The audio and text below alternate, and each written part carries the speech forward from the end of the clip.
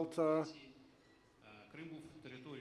you know, before the temporary occupation, the Crimea was the territory of peace, particularly owing to its multifaceted culture, nature, and the history dating back to several civilizations.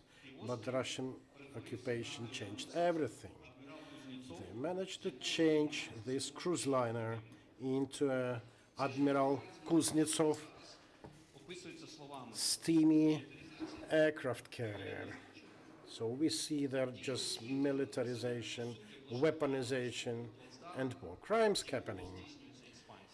The Crimea has been turned into a military stronghold from where the occupation and weaponization. They already did it to the Azov Sea, they encroached the Black Sea, they work with the military operations in the Middle East, in Africa, they go to Balkans. The question is how we can impede these plans, because there is this Moscow policy regarding the Crimea that we have to look into. As regards ethnic Ukrainians in the Crimea, Russia has been practically showing what is it about the Russian doctrine of one nation. It is about total assimilation of everything and everyone. The Ukrainians make the second largest stratum of population in the peninsula, but for the time of occupation they managed to reduce it by 40%, effectively reducing the number of people publicly calling the Ukrainian language their mother tongue. The Ukrainian language has been de facto banned from the public discourse, from the education, political or civic society organizations were eradicated, and new narratives have been established. The Ukrainian activists are increasingly being arrested, sent into prison. Just take the history of Vladislav Yasipenko. You know that pressure that the Orthodox community of Ukraine is feeling there. So again, we speak about the encroachment against one's freedom of consciousness, religion, and way of life. Ukrainians are being artificially turned into terrorists and spies. The Crimean Tatars are hardly to be part of one Russian nation as well. Because of that, they are being persecuted. Those who are in disagreement with Russia are turned quickly into extremists. And definitely this amounts to a military crime. And we see it as a systemic conflict with military bases, with acts of hostilities against the people residing them, and instead of this beautiful and colorful land, we see a ghettoized condition, and this is a form of a genocide. You should not have any illusions that the occupation of the Crimea will allow Russia into a wider group of people. You need to understand that an aggressor will always perceive and pursue its ways, and you can never satisfy them by just inviting to a respectable company. You see what they've been doing with the Nord Stream 2, you see what they have with Belarus, and well, Belarus has some UN NATO countries around, and some of these countries are now attacked by migrants. So what can be done? In my view, in order to return citizens, in order to reclaim territories, we need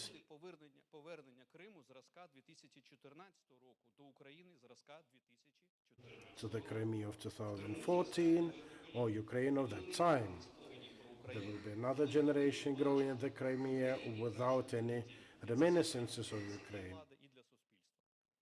Ми повинні на підконтрольній уряду території діяти так, щоб ця альтернативна дійсно була і була очевидною і зрозумілою. І це питання нашого розвитку, наших реформ, в тому числі, зокрема, і судової. It belonged to us. По-друге, And this is also a matter of перемовини all з sorts of росіянами, і я переконався, що вони courts that we should go to for it. і треба зробити ці. I'm very much sure that the Russians are pragmatic Тоді people. будуть умови для зміни курсу російського керівництва. If the price for the Crimea is unacceptably high, then it may change the situation, which brings us to the question of sanctions and non-recognition. From here, the important role of the international community, because the occupation and reintegration of the Crimea is a matter of European safety and security. And I think that the mission of the Crimean platform is to become this vehicle of coordination of the process. And we need to be really consecutive here. Ukraine should be included in the collective system of security and safety. The country should develop its own defense potential and military might, but this will be a focus of another panel. Another line of activity concerns diplomatic fronts. Let us describe the steps that we have in mind. The key demand among the people in the free and temporarily occupied territories is about having predictably good life. For that purpose, my Ministry of Reintegration designed the basics of the policy for the transition period. It has been submitted to the government, and the importance of this bill has been further confirmed by a rather vivid reaction to it by the Russian government during the meeting with Angela Merkel. Next, we need to bear principles of responsibilities and amnesty when dealing with temporarily occupied territories. We need to think about recognizing the legal deeds, how to deal with it. Кого вдалося звільнити. Ми підтримуємо ідею ухвалення закону We do not і тут остаточне рішення вже залишається за нашим парламентом. Наразі ми розробили кардинальні We've designed a cardinal overhaul of some acts of the government aimed at ensuring better assistance, ensuring rehabilitation of citizens, of civic society organizations working with the prisoners of conscience there and activists there. We are going to set up a special institution, the Ukrainian National Center for Promotion of Peace. And this center will start operating already this year. The other time, with our colleagues from the Ministry of Foreign Affairs and from the justice system, we thought about the mechanism of legal coordination of our fight against Russia. цього року ми змінили підхід. Another thing, the right to information. This year we already made some steps to improve the information outreach of Ukraine. Але We російська already have 3 channels broadcasting on the Crimea. 2 of them are doing it for the first time, мета якого but забезпечити Russians are actively trying to в зоні counterfeit ризику, it, тобто counteract it. вздовж адміністративного With a view of that, we've conceived the idea смугового of a white телебачення. Це стосується broadband connection along the contact line. цифрової трансформації. Наші партнери Crimea, the Ministry of Digital Transformation are already building those lines, and then there will be just the last mile left to make this possible. Катерині Матерновій, яка сьогодні тут присутня, коли ми зустрічалися. Another idea, I already described it to my colleague Ms. Katerina Maternova during our meeting in Brussels, and we are ready to move on it.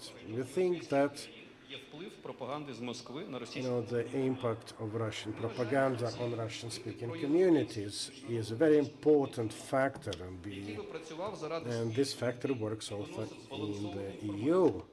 We want to у нас є change the situation, to четверте. Право на use our experience on that to fight it. корінні народи України. Recently, the parliament has approved the law on the aboriginous regions of Ukraine, and we intend to approve the Crimean Tatar Представники ABC in Latin This is what they expected for good 30 years. Є In потреба spite of this aggravated condition, you know, Russia with the sickness around the one nation thing, we want to better coordinate cooperation with organizations of Ukrainians who forcefully were expelled from the region or had to flee. до українських вищих We involve kids from the occupied territories, inviting them to our education institutions. We work on improving services available to these groups of people. We are to introduce passports for 14-year-olds from the temporarily occupied territories. We also have an established algorithm, course of action for the east of Ukraine. У ній запропоновано модель We have a strategy for the Luhansk and Donetsk region with the key point related to restoring the economy and creating better conditions for investors.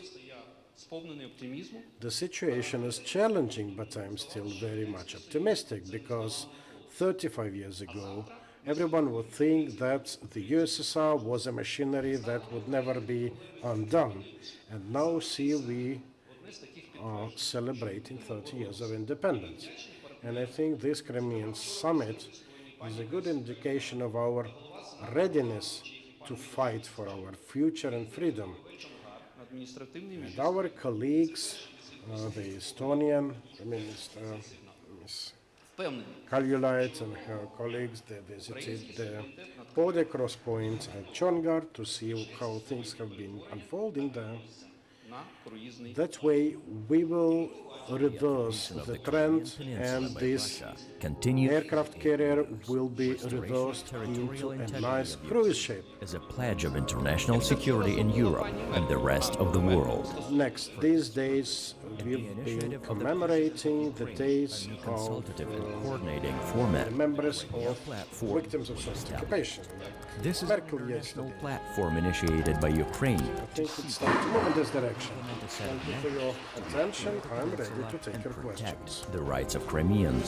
The President of Ukraine Thank you very much indeed, Vice Prime Minister. I have not been told that you were taking questions, so let's take questions. Does anybody have any questions? If not, I can easily go first, by all means. platform for Why don't I go first? Maybe others will gel. But I'm not sure how long you have for questions. Do you have, say, 5 minutes? Is that about reasonable in your schedule? for the Are you joining us on the panel? Yeah, I will be here. Okay. Well, in that case, Maybe late. certain do you want to take questions? Well, you're the boss. Do you want to take questions now, or do you want to take questions afterwards? All right. Yeah, you have a seat. Have a seat. Okay. communicating with the Crimeans and consulting them, collaborating with international Well, from what I do understand, ladies and gentlemen, we've got about an hour left, finishing at 6:45. If that's not right, somebody'd better tell me. for Crimeans. Right. I think we've learned a lot already, and that certainly sets out the stall for this very important session, as I say. First things first, my name's James Nixie. I'm the director of the Russia and Eurasia program at Chatham House. And the rest of the panel, at least, are an embarrassment of riches, and I think you will learn a lot. The title of this panel suggests to me, I think, that we're advocating a sort of I mean, correct me if I'm wrong, Vice Prime Minister, anybody else, but it suggests to me that we're advocating a slightly slow burn, softly, set a good example approach. Do the right thing, and then when Crimea returns, when it comes, then that return will be all the smoother. Leading by example, I suppose, is another way of putting it. And that's fine. That's fine, except that and it's fine in the absence, I suppose, of serious international diplomatic pressure. And I say absence because there is an absence of serious international diplomatic pressure. And I'll come to that in a second as well. You see, here's the thing.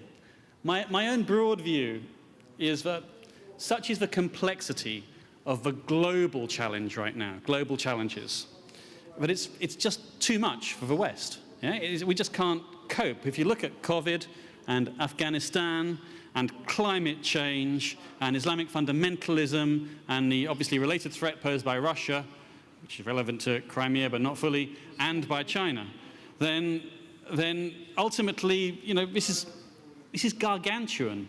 and it requires a massive effort for even the very best of us to have any substantial impact on. And you may have noticed that the world isn't exactly thriving with, you know, really good leadership at the moment. So it seems to me that that humankind, honestly, isn't really up to it. And so it's sort of easy to see why Crimea, even though everybody in this room, everybody in this bubble wants the same thing, you know, isn't at the top of anybody's list, much as I desire its rightful return as much as anybody else. So, you see, we can talk about Crimea's return being, you know, a key global challenge, but if you ask most, I don't know, heads of think tanks or most foreign secretaries, foreign ministers, most leaders, quite honestly, I'm sorry to say this, but Crimea wouldn't be in the top 5. It probably wouldn't be in the top 20, actually. Even for, you know, for people, at least for people outside of the post-Soviet region, shall we say. It would in my case, but I'm just biased, as I say. I'm in the bubble. We're in the bubble. So I think we have to sort of understand that, and I fear it just doesn't register on too many people's radars. So, as I say, we're stuck doing the honourable thing, if you like, which clearly, it seems to me, isn't going to bring quick results. And this would be my question, maybe, would have been my question to the Vice Prime Minister, you know, because I just don't know how patient you all are, you all want to be. Do you want this in your lifetimes?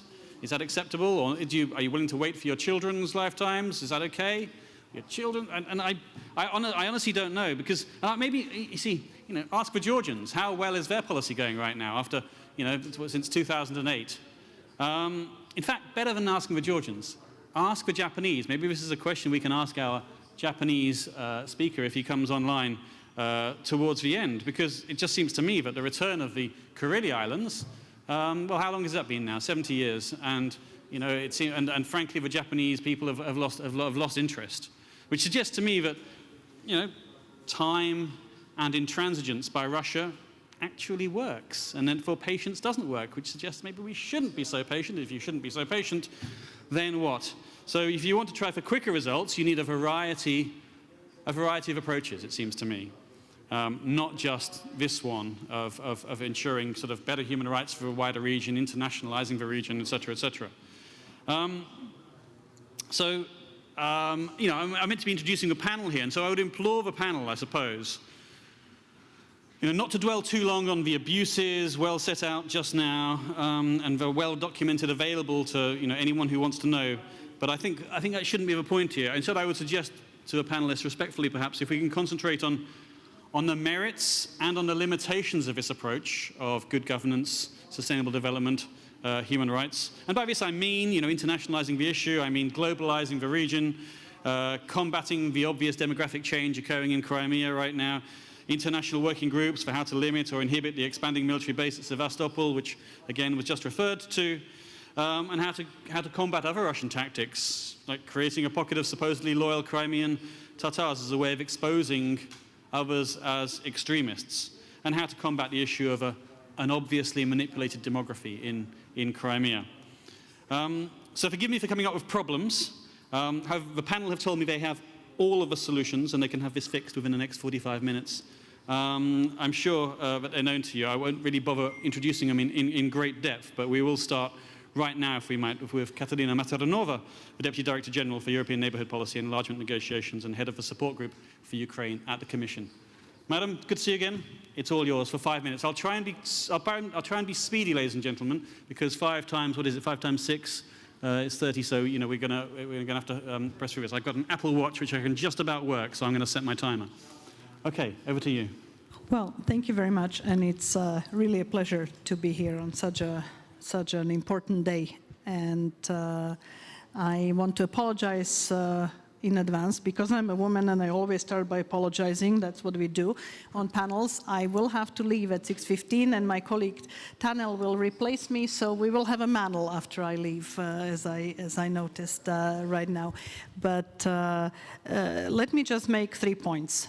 One is doing the honorable thing just may be the best thing we can do sometimes, and doing the honorable thing is not such a bad thing. Deputy Prime Minister spoke about increasing the cost to Russia of the occupation. And I think that what Ukraine managed to pull off today is one of the increasing costs. It was an incredibly impressive show today of international support and international compassion with Ukraine.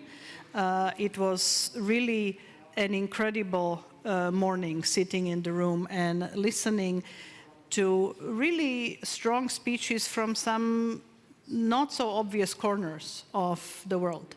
And so I do think, and starting with the EU, we had a very high delegation here. And so let me just reiterate for those who were not in the audience, we have heard both from President Michel and from Vice President Dombrovskis, Crimea is Ukraine, and the EU is firmly dedicated to territorial integrity and sovereignty of Ukraine, and unwavering in that respect. Now, you are posing a right question. Is this the only approach, to declare this and do all the flanking measures around, or is there a way of ratcheting up the pressure? And I'm sure we'll hear very different views on this as well. But let me just say, if somebody told me 7 years ago that the EU would keep having sanctions on Russia because of the occupation of Crimea, 7 years ago, I would not have believed that. We have the sanctions, they keep increasing. Yes, it's not as much as somebody would like, but this is the reality, the pressure is there. We perhaps don't have the balance of the cost just yet where one would want, but this is something that is not negligible. So that's my first point. My second point, I come from the part of the EU that does assistance and policy dialogue and reform support to Ukraine. We cannot operate outside of government-controlled territory, so we cannot do things directly in Crimea.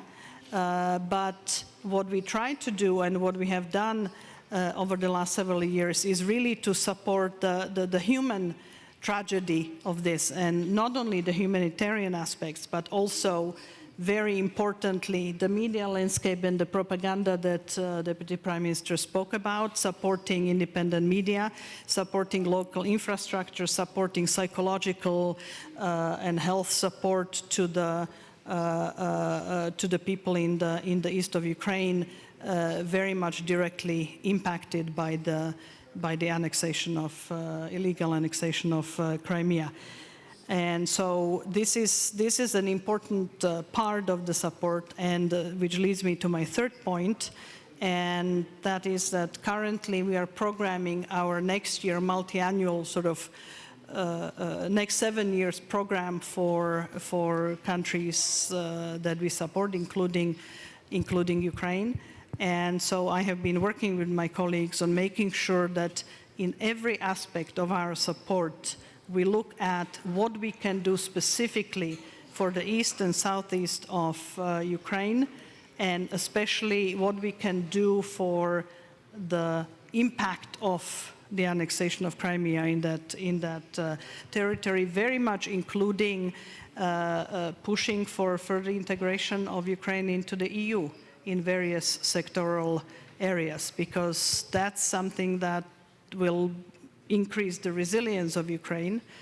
And I will stop at this and will just say that Crimea is Ukraine.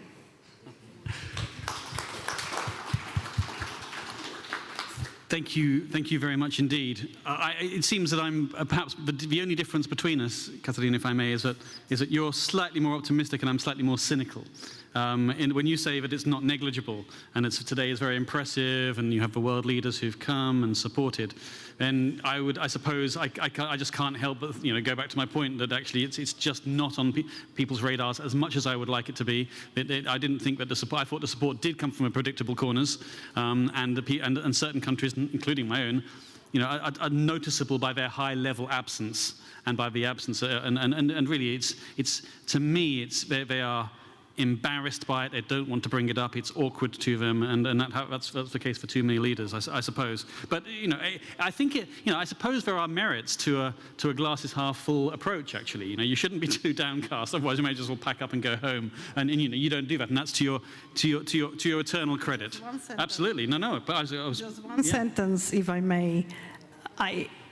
If I buy, and I do buy your premise that it's number 25 of people's agendas, it's amazing what happened today, considering that. Yeah. That was my point. Yeah, no, fair enough. No, it's perfectly reasonable.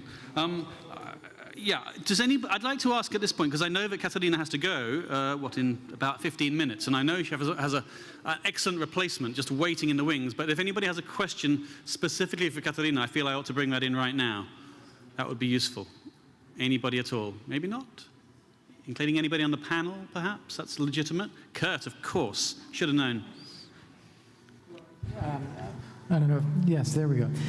Katarina, I wonder if you could give us your assessment of the implementation of EU sanctions concerning Russia's continued occupation of Crimea. Is there a rigorous process in place? How is that done in the EU? I am now a little bit out of my depth, just because the part of the EU, we are a very complex entity. Where I am, we don't monitor it, but this is my understanding. We have a fairly elaborate process of monitoring the implementation on a regular basis. You probably asked this because you may know of that not being completely followed, which I assume. But the part that gets to me is the various parts where we enforce it through fairly rigorous legal obligations with our international financial institution partners, monitoring the financial flows, etc. But beyond that, I wouldn't necessarily be the one to ask. Well, if I could just say, the reason I'm asking is because I don't know. That's to be perfectly honest.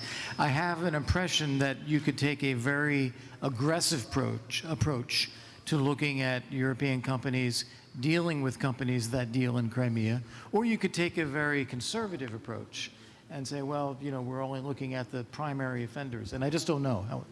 I think it's beyond just the very superficial approach, because the one where I in fact come across it fairly to a level of detail which one finds surprising is in all of our dealings with the IFIs, where it's enforced fairly rigorously. Now, if you said that there may be a company that trades beyond the regime, possible, but I wouldn't say that's really a very frequent occurrence. It would be episodic, because the regime is a fairly robust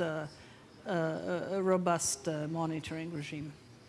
It seems to me that the wheels turn very slowly on this, and if you take the neighboring example of Belarus, then you've still got dozens of international companies operating in Belarus, and it just takes time. I presume that will stop over time as the pressure increases, but I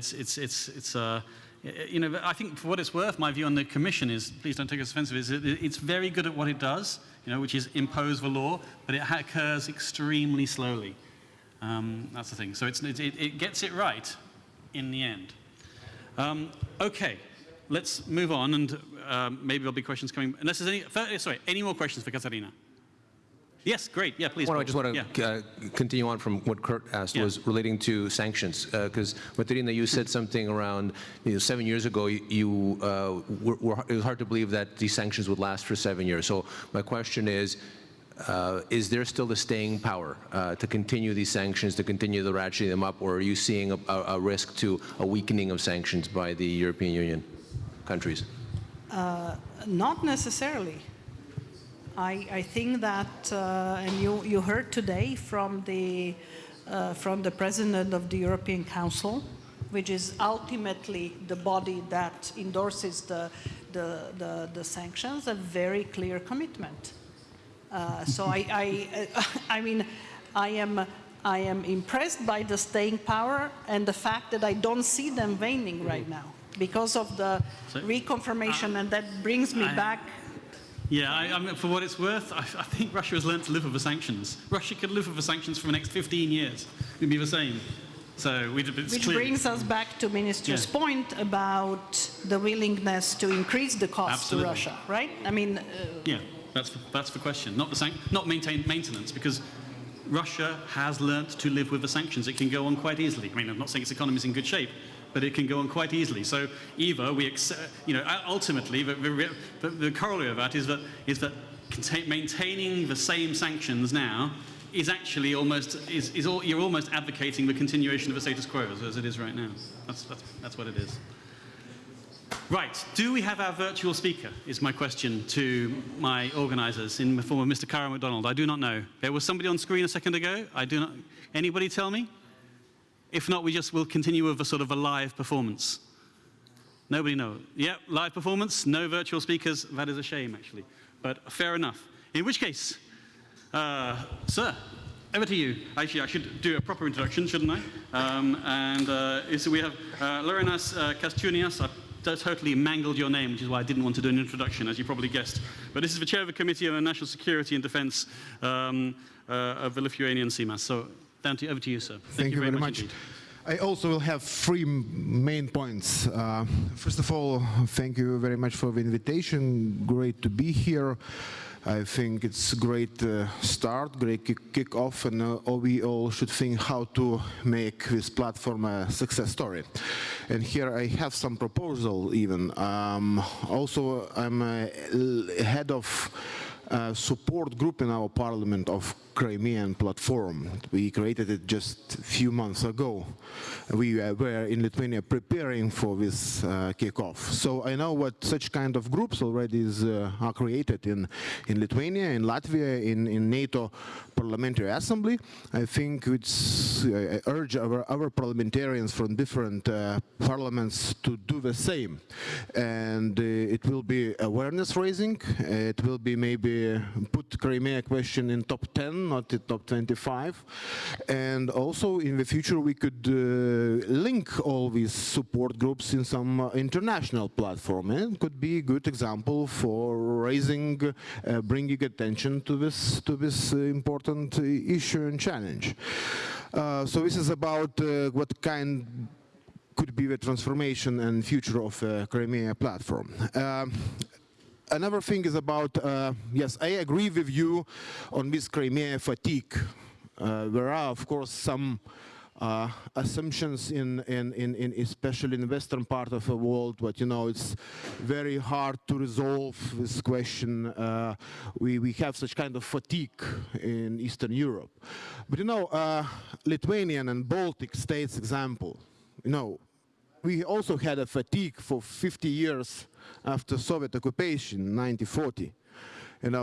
Nobody created Lithuanian platform in western parts. Of course, our diasporas worked a little bit, but 50 years, strategic patience, window for opportunity, change in Russian political and Soviet political elite, the collapse of Soviet system, and we are now independent country, member of EU and NATO.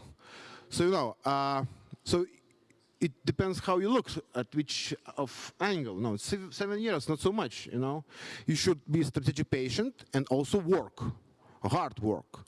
Mobilize resources, work with the people who live in Crimea, work with informational alternatives, work with anti-propaganda, show the examples, good examples, and so on.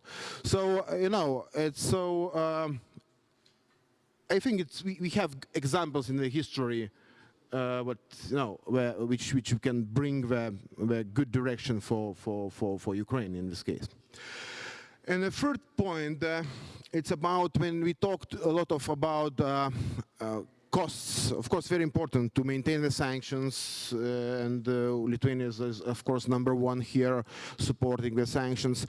But at the same time, we should think about how to make Ukraine more attractive, how to attract Crimean people to Ukraine. And here, of course, we should talk about EU membership perspective. and Ukraine as a EU member in the future. Of course, it's a question of internal reforms. It's a question of conditionality. Lithuania knows it very well. We should adopt a lot of regulations. We should transform our political, economical system. I know for Ukraine it's even more harder. But here, what differs from Lithuania and Baltic states, I feel sometimes that in the room we have an elephant. Mr. Connolly. You know what I'm talking about. Somebody has informal veto power on EU enlargement to Eastern Europe, to Ukraine, to Georgia. And it should not be so. No third country can keep a hostage another free country, free nation, and its determination to link with its future with one or another organization. But we have such kind of situation. Russia, it looks like sometimes has an informal veto power on EU and NATO enlargement. So we should work and solve this problem. Because EU is a transformative power. EU has a lot of soft power instruments, sustainable development, all magical words that you can read everywhere. And if Ukraine will be in the progress, bigger progress in social, in economical terms, people of Crimea will see, maybe I would like to join and get back to Ukraine, If you compare your GDP per capita, if you compare the social services and all other things. So, membership perspective as a future big strategic aim should stay on the agenda. I hope that Eastern Partnership policy, I hope what association agreement and DCFTA could be the intermediate stop for Ukrainian integration, full-fledged integration to the EU. And I hope that Lithuanian presidency in EU 2027 can be the breakthrough here. So, but of course we should link our resources and work in this direction. Thank you. Thank you very much. Perhaps can you hear me? Yeah. Perhaps I was unreasonable, and I should say that Lithuania does strike me as being the shiniest of shining examples to all of us, and is really quite out there on its own. And that is full credit to your country. Ed Lucas, I saw the other day, tweeted that Lithuania is a dictator's nightmare. So fair play. That said, going back to what you were saying at the start, Laurinus, I mean you said that you had to wait a long time. I mean 70 years for your 50 years for your freedom, forgetting in 1980. Yes, sir. And again, my question again to the Vice Prime Minister will be, how long can he wait? Can he wait that long, if that's the case? So, he said 7 years isn't that long, but strategic patience is one of those things that I, as an editor, always red line through when anybody writes it, because to me it's just a synonym for doing very little indeed. And I know that you don't. I know that's not what you mean. I know you're not doing very little. You've come up with some very interesting, ideas for future, and I completely agree with that. It's just that I'm still struggling with the idea that we're not all sort of sitting in a talking shop with a bubble, and we all agree with each other violently. But you asked, is Crimea being mentioned at the G7 in Cornwall the other day? I don't think so. So I think we're just going to struggle. Look, okay, I'll come back to you, I think, and we'll take questions at the end if that's okay. It was an exception for Katerina. She has to go. So, Paul Grod, everybody, President of Ukrainian World Congress, the all-powerful Ukrainian World Congress, I suppose. Over to you, sir. 5 minutes. Thank you for the introduction. Reintegration of Crimea. I'd like to look at things in a very straightforward manner. How do we make it happen? Well, I think it's pretty simple. You need two things. You need a political will from Russia, or the will from Russia to make it happen, and number two, you need the people of Crimea to want it and to desire to come back to Ukraine. So sounds pretty simple. So where do we start with? Well, number one is will from Russia. So first off, is there a political will from Russia? Absolutely not. Is there a political will from its citizens? Absolutely not. But what's going to make that happen? Number one, we've seen, looking at this, the history of the Soviet Union, it collapsed. So one scenario is political and or economic collapse of the current Putin regime. So that's one option. The other possibility is Russia becoming a democracy. And I think that for Ukraine, what Ukraine should want mostly is for Russia to become a democracy that respects the rights, the human rights of its people. And if Russia becomes a true democracy, then we can have a real discourse and have a neighbor that we can live at peace with.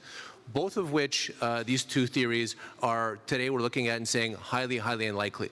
But nonetheless, it's something we should continue to move towards.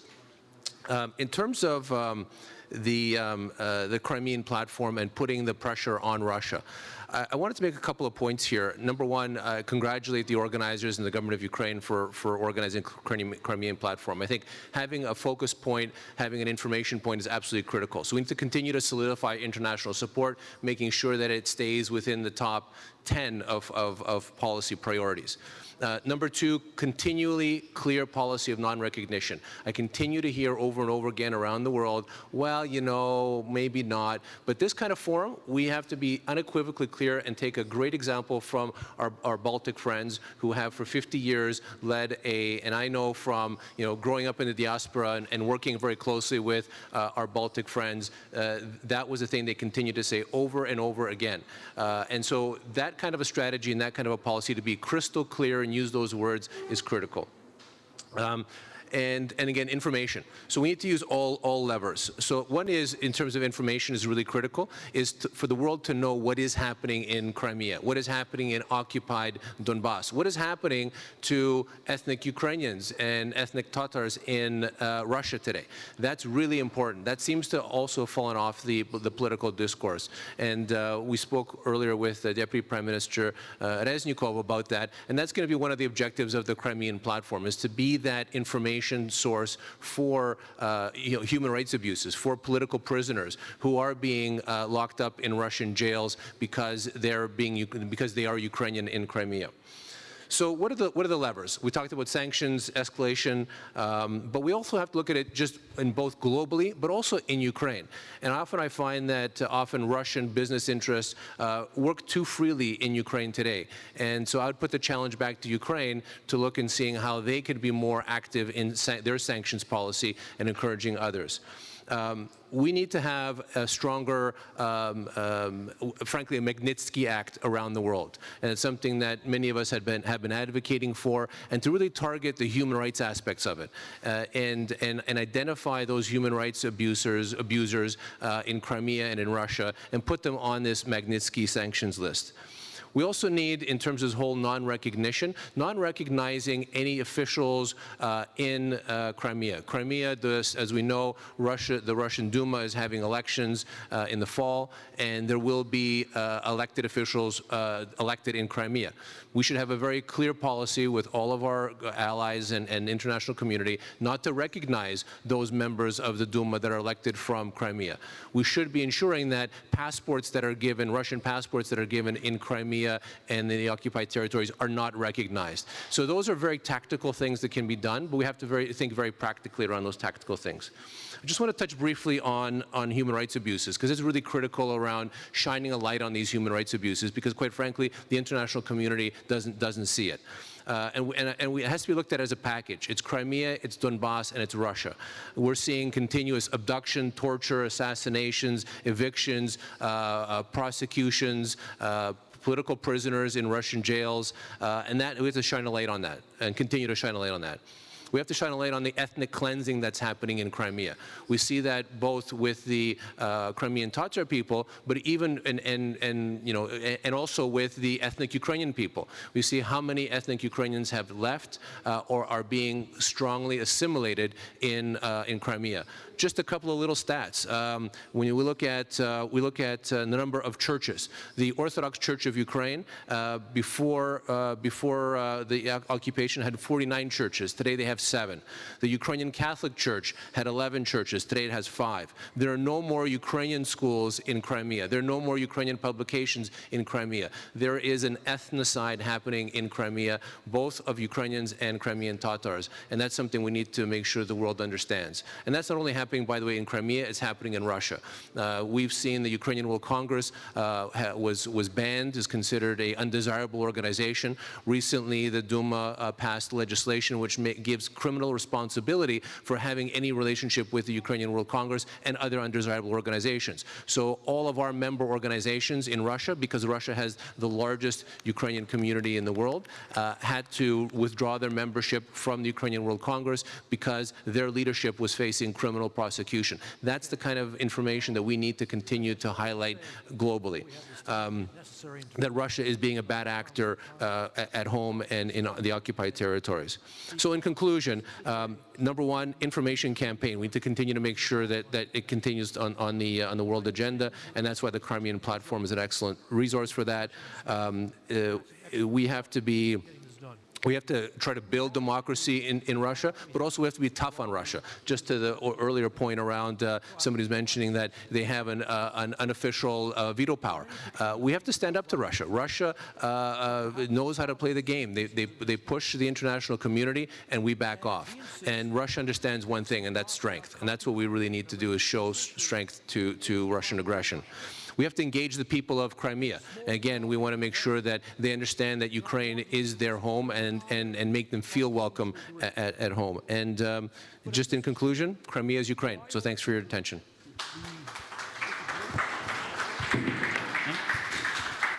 Thank you very much, Paul. You absolutely put your nub on. You put your finger on it, or you put your finger on the nub of it, I should say, because you're advocating the tactical stuff, you're advocating the small measures, but I think on the understanding that the tactical measures aren't going to do anything, you should be doing them anyway. You know, what is it that Henry Ford said? Something like, you know, doing the right thing quality is doing the right thing when no one's looking, if you like. And you've got to do these tactical measures, you've got to do these small things, recruitments, play the ball, but on the understanding that it's not going to happen without Russia changing. It just can't. And we can help Russia to change in certain ways, and in certain ways in which we absolutely can't.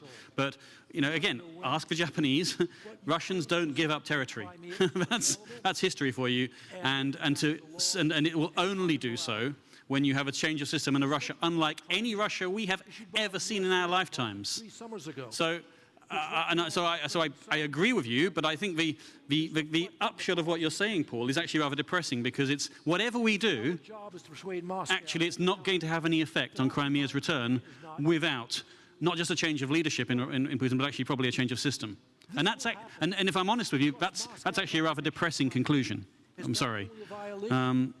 Right, next up, so everyone's absolutely miserable in here now. Next up, we have the president and CEO of the much beleaguered, much harassed, much pressured, but nonetheless absolutely excellent RFE/RL. It's Jamie Fly, everybody. Great, thank you. And NATO partners in the Black Sea region. I don't know. Somebody comes and tells me what to do with a word in my ear, then let's go to Jamie first, and we'll come back. Can you pop to me, perhaps? Great to be with all of you, and congratulations on the launch of the Crimean Platform. I'll try to instill a little bit of optimism into this conversation, because I do think it's been rather pessimistic thus far. But I wanted to touch on 3 things. First, just talk about how what's going on in Crimea, especially when it comes to the use of information warfare, actually ties Crimea to the challenges that all of us are facing right now around the world, and certainly in many democracies. Also talk a little bit about some of the lessons that I think we can learn in the information space over the last 7 years, and how to adapt going forward. And then just to make another plea for strategic patience and some optimism, although our moderator may reject it as well. So on the information space, I was struck talking to my team here at Radio Svoboda and our Krim Reali platform, which was set up literally months after the occupation and has been much beleaguered since, but plays an important role in both providing news and information to the Crimean people, but also then explaining what is going on in Crimea to people in the outside world. And I was struck as we talked about the challenges that they've faced, that our contributors have faced, how similar the story is in many other countries where RFERL operates right now. The tactics, not just of Russia, not just of Lukashenko, even the last week, as I've been trying to get our people out of Afghanistan, that the tactics the Taliban is using to try to control information, harass journalists, criminalize any attempt to freely share information. And so I would actually make the case, if you look at the tools that Russia and the Russian-backed Crimean authorities have been using, Crimea is actually it's not some forgotten outpost. It's actually part of the main, as we would say, that is right at the center of the modern struggle that we are having between authoritarianism and the forces of freedom. We have seen in our own case as a company, our Crimean outlet was actually one of the first to start to have to relocate all of its staff. I've now relocated 3 of our bureaus in the last 6 months. But our Crimean team had to relocate 7 years ago. And even internally, we've been talking about the lessons we learned from that relocation of our Crimean staff here to Kyiv 7 years ago. The harassment, the accusations of people being intelligence agents, the attempt to criminalize journalism, these are all things we've faced throughout the last 7 years. These are things that the Lukashenko regime has been doing now, even more over the last year. These are things that Putin was not even doing in Russia itself until very recently. And we've seen the ramping up of the foreign agent designation, the targeting of journalists, the complete criminalization of any attempt to report factually and truthfully about what is going on. So I would just make the case that, to be honest, I think Crimea may be a bit ahead of the curve, and instead of being forgotten, is a place that we should actually look at to learn some lessons about what we may see in the future from authoritarians, again, not just the authoritarian in the Kremlin. On those lessons, I don't think we should just let the status quo continue. I think we need to continue to adapt. We've seen that in every single market where we face challenges. You need to stay a step ahead, ideally, of the authoritarian. You need to change your tactics. You need to provide different types of access to your audience. We're trying to do that with Crim Reality, trying to get around censorship, trying to get around efforts to arrest anyone who goes in to do reporting. It's incredibly difficult to do it. You need to work on transmission. I know the Ukrainian government's been looking at ways to get more information, more unbiased, objective information to the Crimean people, and we as a company are doing that as well across all of our markets. I'd also just say it's important to highlight the human rights abuses. It's important if you're going to be factual and honest about your reporting, but it's incredibly important when those abuses are against journalists and those who are truth tellers. And the minister already mentioned our contributor, Vladislav Yasipenko, who was detained several months ago, accused of being an intelligence agent. He testified that he was tortured. His trial now continues. He's been kept away from his wife and a young daughter for far too long. It's important that we speak out about those cases. I've talked to RFERL journalists, including some who were detained in Donbass for several years. They hear eventually in the prisons about the advocacy on their behalf, so that's important in and of itself to help keep up their morale, help allow them to fight. And I think it's important for all of us to keep the pressure on, especially when journalists and other truth tellers are harassed. And then finally, on strategic patience, the only thing I'd say, and this has not happened quickly, but I work in an organization that is now based in the Czech Republic. Ladies and gentlemen. We have 700 people in Prague. 35 years ago, it was essentially illegal for us to do any work in Czechoslovakia. We didn't have any journalists on the ground. We now don't even have to have, thankfully, a Czechoslovak service. And although we are, as you said, much beleaguered and under attack, I think most of us at RFERL still are incredibly optimistic about the long run. And when I see what Vladimir Putin is doing to us and other independent media in Russia, when I see what Lukashenko is doing, when I see literally in my email inbox right now what the Taliban are doing today, to the families of our journalists in Afghanistan, those are not the actions of people who are confident in their success, their long-term success. Those are the actions of people who are incredibly worried about what the future holds. And I'm not even thinking, in the cases of some of those, maybe even Russia, that they're thinking about 5 or 10 years from now. Vladimir Putin is worried about the next 6 months. If he wasn't worried about the next 6 months, he wouldn't be designating us a foreign agent. He wouldn't be targeting Meduza.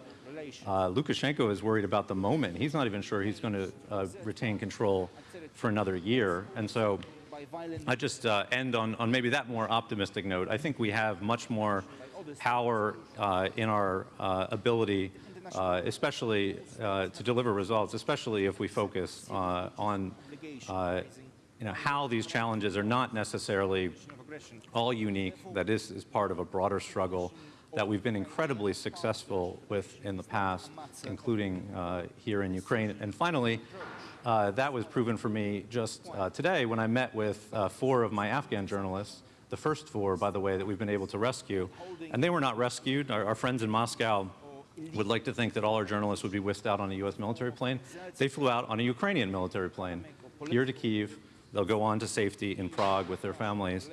And again, Ukraine is a country where 40 years ago it was illegal for us to operate. We now have our largest bureau here, and we have things like that happen where the Ukrainian military is saving RFE/RL journalists who work in Afghanistan for no other reason than that they support the cause of freedom and they support the work that those journalists do, even though it's thousands of miles away.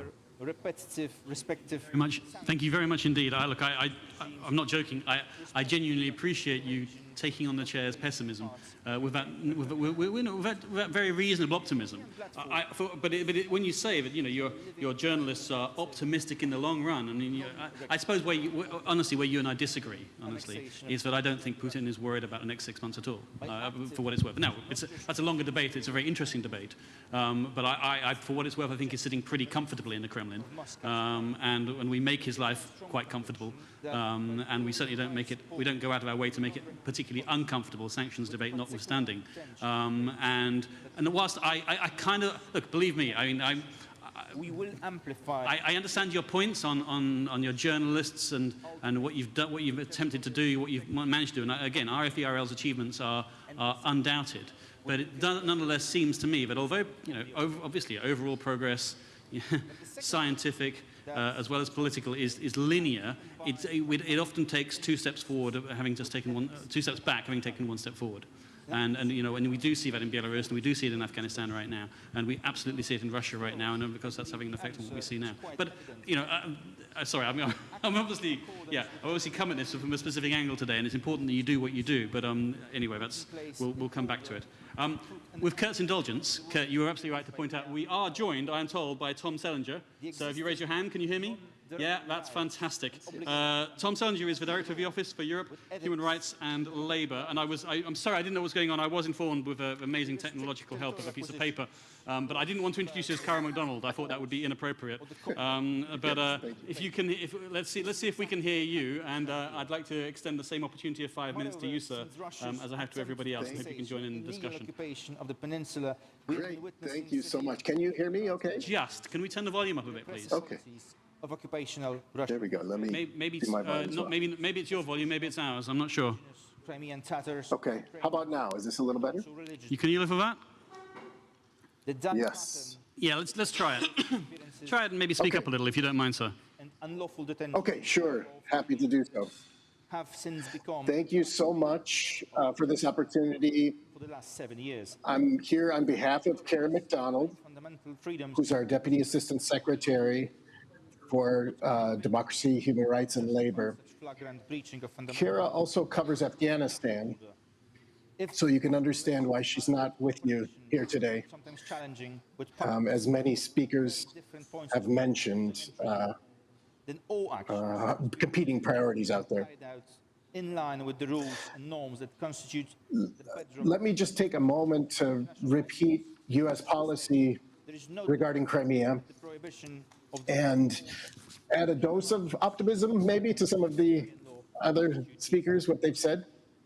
I truly hope that the initiative of Crimean Platform. The United States strongly supports Ukraine's Crimea Platform initiative, and welcomes this opportunity to underscore that the international community will never accept Russia's occupation and purported annexation of Crimea.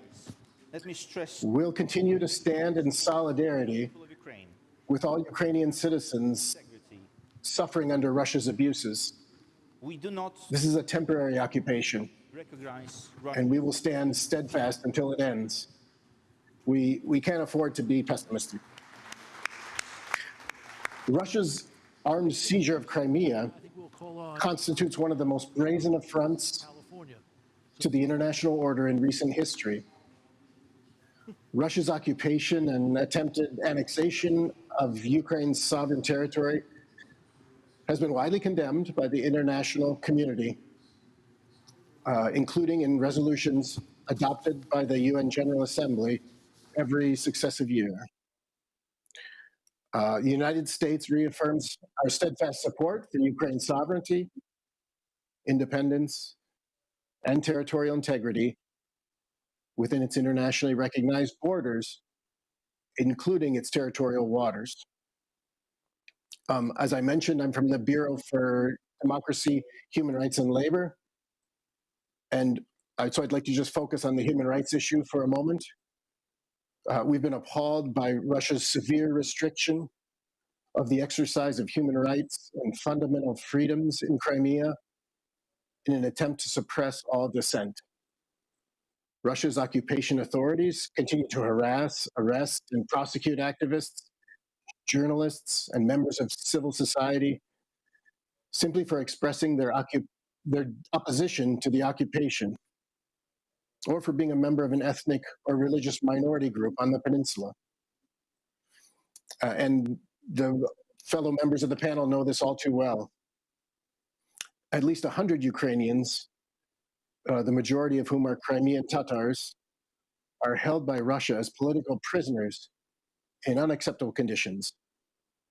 And nearly 200 children are growing up without one of their parents. Russia's campaign of repression extends to the very borders of the peninsula. Authorities, pardon me? Didn't say anything. Carry on, please. Oh, sorry, okay. Russian authorities selectively detain and harass Ukrainians attempting to enter or leave Crimea, sometimes compelling Crimea residents to surrender their Ukrainian passports, leaving them with no option but to obtain Russian passports. Meanwhile, Russia continues to resettle tens of thousands of its own citizens to Crimea as part of its campaign to completely Russify the peninsula. US sanctions on Russia will remain in place until Russia ends its occupation of Crimea and its continued aggression in eastern Ukraine.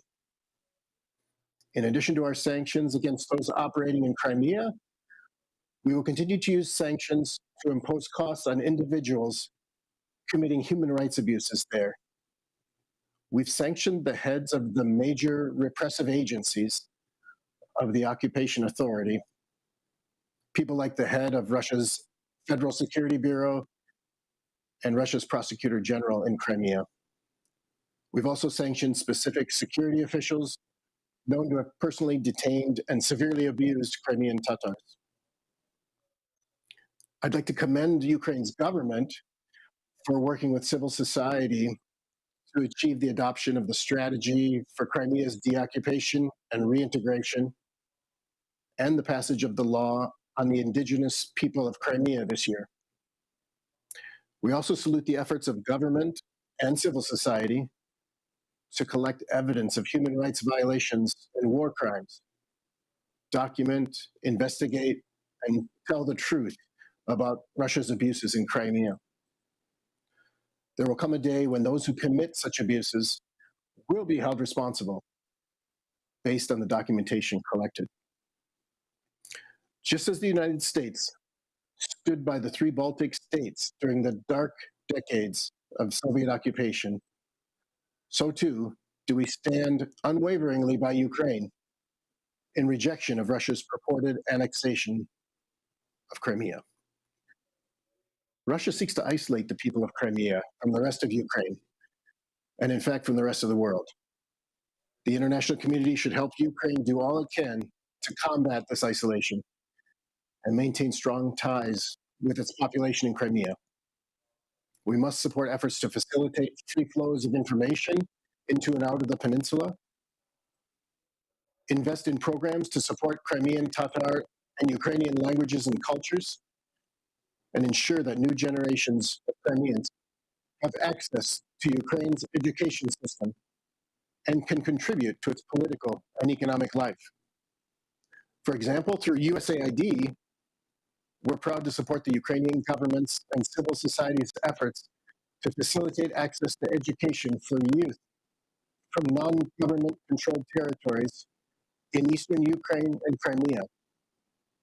Under this initiative, 265 Crimean university students began their studies in mainland Ukraine, bringing the total number of youth from non-government controlled areas studying in Ukraine to more than 3,000. In face of Russia's aggression and cruel oppression in the Donbass and Crimea, it's all the more important for the government and the people of Ukraine to redouble their commitment to democracy, human rights, and the rule of law. Progress on anti-corruption and rule of law reforms by the government will bolster Ukraine's resilience against Russia's malign actions and build a better Ukraine for all. A critical part of preparing for the return of control of Crimea to Ukraine is to strengthen the free and democratic Ukraine. And in closing, let me just add that strengthening independent institutions will also move Ukraine further along its chosen Euro-Atlantic path and light the way for the people of Crimea to rejoin it. We applaud Ukraine for its efforts to assist displaced dissidents and other IDPs from Crimea. So too, Ukraine has provided a safe haven to many of those who fled repression in Russia, Belarus, and other repressive regimes. The United States calls on Russia to end its brutal suppression of dissent in Crimea, release all of the Crimeans and other Ukrainian citizens unjustly imprisoned, and return full control of Crimea to Ukraine. Crimea is Ukraine. Thank you very much. Thank you very much indeed, Tom. Look, I very much appreciate it. I appreciate you coming in at this sort of last moment as well. And again, nobody could possibly disagree with a word you say, sir, perhaps except for the definition of temporary when you say Crimea is temporarily occupied. But for what it's worth, sir, I would like what you have said to be said with all due respect by the leaders and secretaries of state and foreign ministers of a great many more countries. And I don't feel that those words and those sentiments that you have expressed are said often enough by people in sufficiently high positioning. You know, my own country, not least, by the way. Okay. Last but not least, I think, as far as the official speakers are concerned, we have the inestimable Kurt Volker, obviously formerly special representative of the President to Ukraine, and now senior advisor at the Atlantic Council, whose boss, I believe, is speaking upstairs right now. But Kurt, over to you for 5 minutes, and that will leave us with very little time for questions, but please go for it. Thank you, Jamie. And I should correct the record. It is a distinguished fellow at the Center for European Policy Analysis. You're SEPA, not Atlantic Council? Correct. That's funny, because that's not what it says on my list. That's not your fault. And I just want to, first off, say I think a number of the statements that have been made here I fully endorse. I think Paul Grode's list of tactical steps I fully endorse. I think we should pay very close attention to that and try to implement them. There are a couple of points that have been raised, and I just want to come back and address them, might be the best thing. You began, Jamie, by asking the question, isn't... I'm sorry. No, you, yes. James, sorry. You began by saying that there are too many other issues on the plate, and there isn't enough attention on Crimea. I think you're right, but at the same time, I think that's a failure of leadership in the West. Because if we don't see these issues as connected, we are missing the boat. That whether it's coronavirus, Afghanistan, Russian aggression, collapse of regimes in Tunisia, whatever it might be, what we need to see is that for our well-being as democratic societies, we need to be living in a world where those democratic values are succeeding and where people have that chance. And if we wouldn't stand up for Crimea, then how can we stand up for ourselves, or vice versa? How can we stand up for ourselves when Crimea is being taken away and human rights are being abused there? So these are interconnected issues. And I think that's what makes this meaningful, and that's a message that I think our leaders need to internalize, that these are connected issues. Second, you also, I'm picking on you, James, I'm sorry, but you also mentioned Japan, and I just want to say I had dinner with a Japanese ambassador about 3 weeks ago, and the return of the Kuril Islands was a topic that he brought up in conversation. So it's not forgotten, and it's still on the agenda. I want to make a point on political prisoners as well, because this is incredibly important. As you may know, I worked for John McCain for about 7 years as the head of the McCain Institute.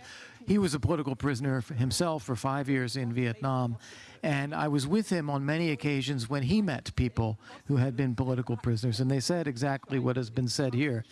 The fact that someone mentioned their name and that this is being discussed in the free world somewhere, that news gets back to them and it matters to them. So we should always speak up about political prisoners and do say their names. Which will be possible. I want to then come to, also, on the point about permanent non-recognition, and our colleague in Washington brought this up too. I do have to say, President Obama was first in stating that we will not accept Russia's claimed annexation of Crimea. Secretary of State Pompeo issued a formal declaration on behalf of the United States in 2018 saying the U.S. does not and will not recognize Russia's annexation and will do everything possible to see its restoration to Ukraine. And the Biden administration, I grant you, it could be said at higher levels, but it has been very consistent with that so far as well. So I think we see some consistency in U.S. policy, maybe rare consistency, but we do see some consistency here. The final thing I want to highlight is the connection between human rights and reintegration of Crimea. This is the topic of the panel, and I was thinking about, well, what is the connection here? And I think the connection is this. Russia has put out a false narrative about Crimea. It has put out a false narrative that Crimea has always been part of Russia, that the people of Crimea want to be part of Russia, that they had a free and fair referendum to make them a part of Russia, that Ukraine is a provocateur, or people in the international community are provocateurs if they bring up Crimea being part of Ukraine, and that this annexation, claimed annexation, is irreversible, can never be changed. This is what the Russians put out every day and want everyone to believe. So why are they engaging in such human rights abuses inside Crimea? If this was all true, there'd be no need for this. There would be plenty of happy people waving Russian flags. And that is not the case. So the reason for the human rights abuses is to defend the Russian narrative, which is what is keeping Crimea, is keeping international attention off of Crimea, prevents it from being reintegrated into Ukraine. And so in order to destroy that Russian narrative, it's critically important that we highlight exactly these human rights abuses that are taking place to show that the whole thing is a sham, and to insist that Crimea indeed be restored to Ukraine. And so with that, I will stop my remarks too. Crimea is Ukraine. Thank you very much indeed, Kurt, and thank you for extemporizing and riffing off everybody else, not least myself. I really appreciate it. I'm told, in fact, we can see that actually Makoto Seta-san can indeed join us. Can you hear us, sir? An expert on military and legal matters in the Black Sea, but we can't actually hear you, so this might not work. Can you hear me? Can you hear me? You can see, yeah, I can hear your voice. Ah, okay, you can hear my voice. We can hear you. Perhaps speak up a little, sir. And could I just implore you to take 5 minutes only? And also, ladies and gentlemen, I've been told that we'll go on till the hour. That's 7 o'clock by my watch. Okay, so 5 minutes, please, sir, if you can hear me. Presumably on the largely on the Sea of Azov and its status de facto as a Russian lake these days, and I think on Russian military exercises. International community agrees on such demands. Okay, so thank you very much for your kind introduction. There are many issues. And I'm terribly sorry for being late. So actually, I have a technical problems, and I'm also sorry for of all our efforts. Thank you for your attention. Oh dear, we've lost you again. We've lost you. No sound. Thank you. Okay, keep going. So, let's see if this doesn't work. I'm afraid I'll have to cut it off. But try once more. We lost you for a bit. But do start or restart. Serious pressure on Moscow to improve its behavior in Crimea. Sorry, can you hear my voice? Please begin your presentation. On Ukraine, an American diplomat. George? Okay, so I will continue to my presentation. Okay, so as so my practice is international law, so I will make a speech from that perspective. So as for the kind of occupation by Russian Federation, so at the first place, it's clearly violates Article 2.4 of the UN Charter, and so that's why many states are condemning the Russian activity. So it constitutes a violation of use of the term under use against, so which is the most important norm under international law. So this is clear, but the problem is that actually we are not sure to what extent the conduct of the Russian Federation constitutes a violation of the law of the sea as well as international humanitarian law. So because at the first place, UNCLOS is supposed to be applied during the peacetime. Of course, even during the armed conflict, it is applicable, but the relationship between the law of the sea and humanitarian law, so that is the law of armed conflict, is not clear. So if the law of armed conflict is superior to the UNCLOS, so the Russian Federation might have the kind of a right under the humanitarian law as the occupying power for the Crimea. So on that point, so the states have a difficulty. But I believe that if the state establishes a shared understanding of the law of the sea as well as the humanitarian law, so especially the legal rules over the maritime armed conflict, and unite together and condemn the Russian activities, so, especially from the perspective of international law. So probably that would be that would contribute to the reintegration of Crimea for Ukraine. And also the recent norm of UNCLOS as well as the law of armed conflict guarantee the human rights. So if the rules of UNCLOS and the humanitarian law are complied by the parties, so it also facilitates the protection of human rights. So, yeah, this is the kind of my brief impression on the topic. Actually, the Kerch Strait and the Sea of the Azov, I can say that they are kind of an international one. So because they are kind of a closed water. So unlike South China Sea, for example, where the many commercial vessels navigate, the kind of use of those routes are quite limited. But what's the important thing is that even though the Kerch Strait or the Sea of Azov are a little bit closed, the same legal rules are applied. So on that point, the respect for the rule of law should be emphasized, and it's also important. And not only for the kind of neighboring states like Turkey or Romania, or coastal states of the Black Sea, but also so for example, Japan or other states, or South Korea or United States, so all the other states can emphasize the fact that the rules of law is important, and from that perspective, the recent activity should be condemned. And from the legal perspective, I know that now there are kind of many litigation between Ukraine and the Russian Federation. So, and it's of course an important step to prevail the Ukraine view to the all over the world. But not only in the litigation, but but at the outside of the court, it's also important to establish a shared understanding of the legal rules of the law of the sea and rules of humanitarian law. And to make an appeal on that point. So it is the kind of shared understanding of international law, and the Russian activity is being contradicted with these rules.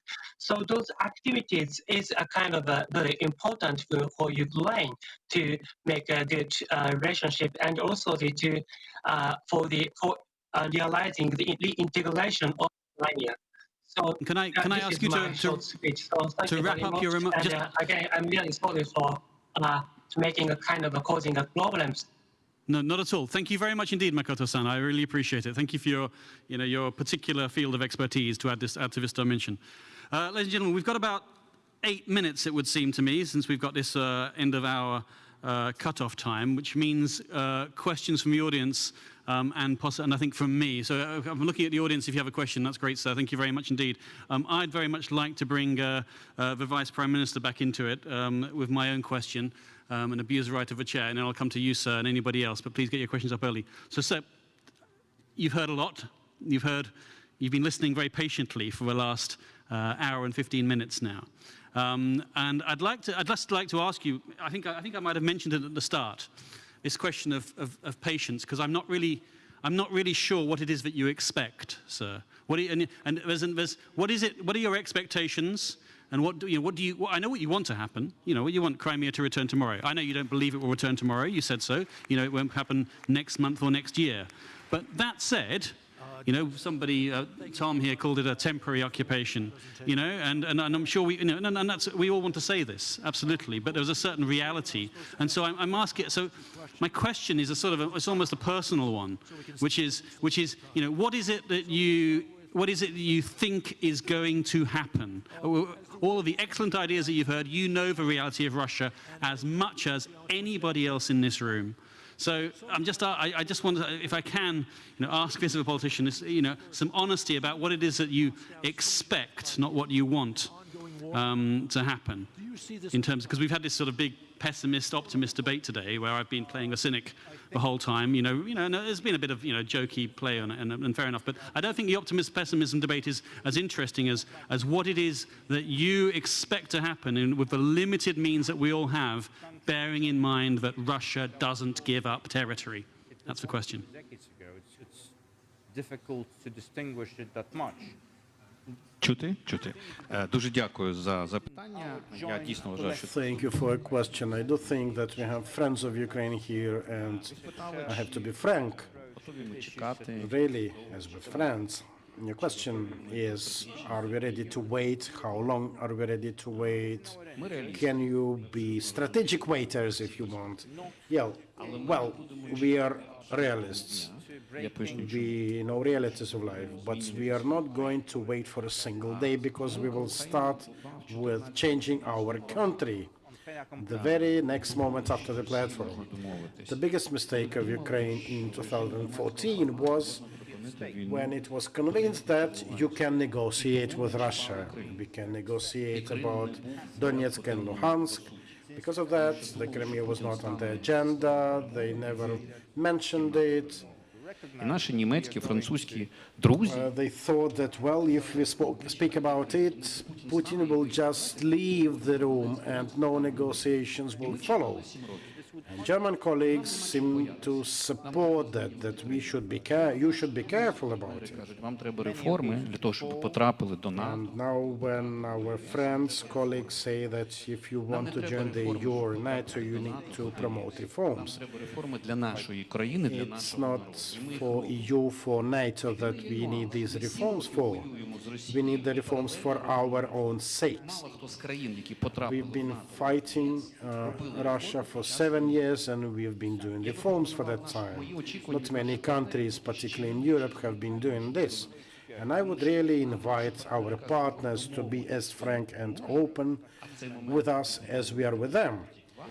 When our partners say that we are ready to support you, and at the same time they help Russia finish the Nord Stream 2. Or when we see some companies kind of working by passing sanctions. And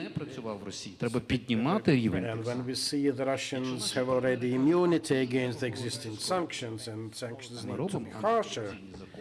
And in the meantime, we hear from our partners, you better think about corruption, anti-corruption laws.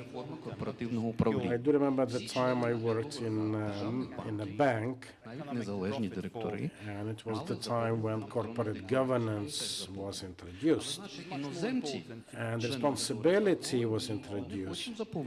And I do remember that we had to fill out electronic declarations of our income, and our foreign partners in the banks said that no, we won't sign that. So a conundrum appeared, you know.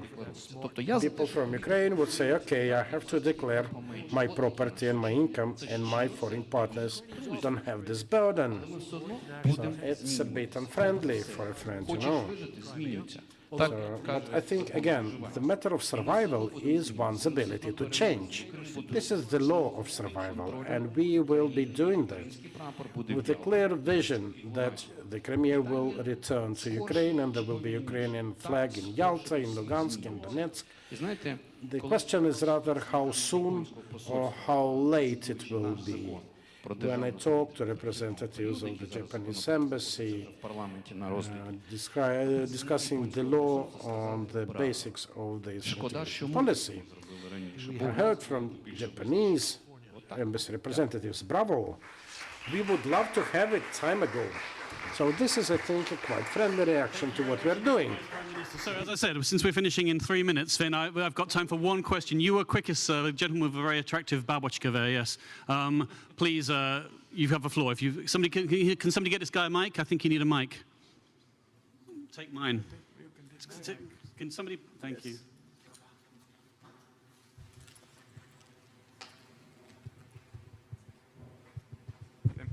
Thank you for sharing the microphone.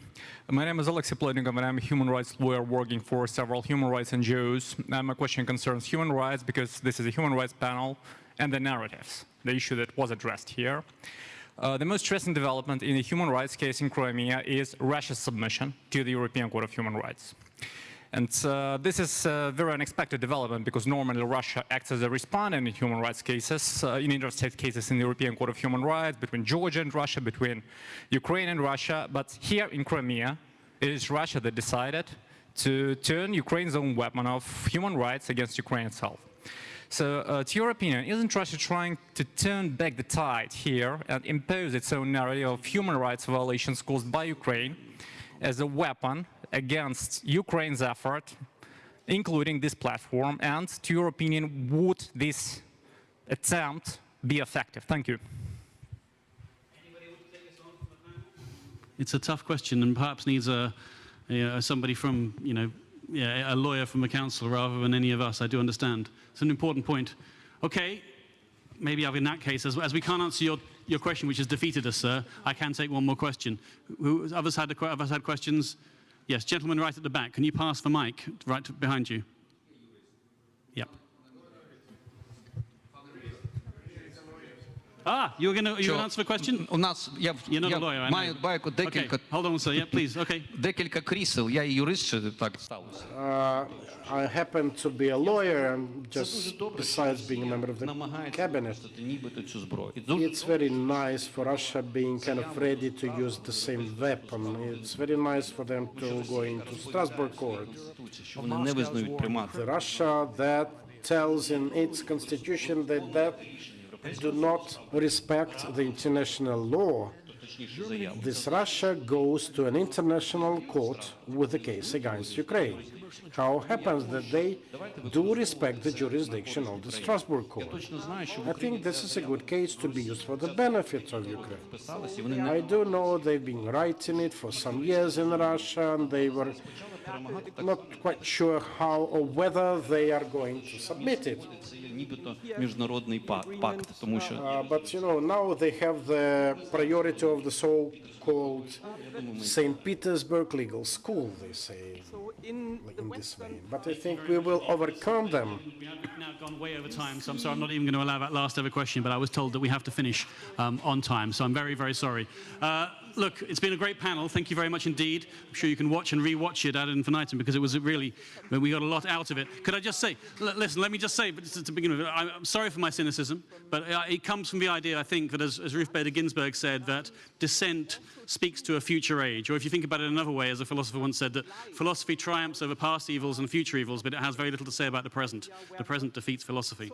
And that's how I feel here. Having said that, Crimea is Ukraine. Thank you very much.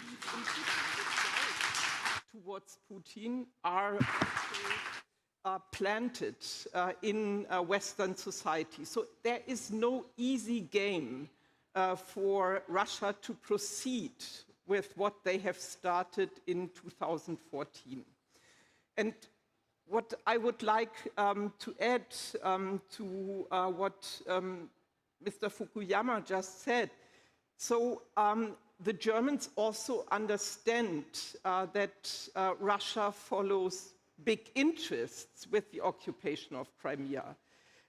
So to occupy huge territory of a neighboring state and to occupy with this also huge energy resources of this neighboring state, to gain control via Crimea over a huge part of the Black Sea.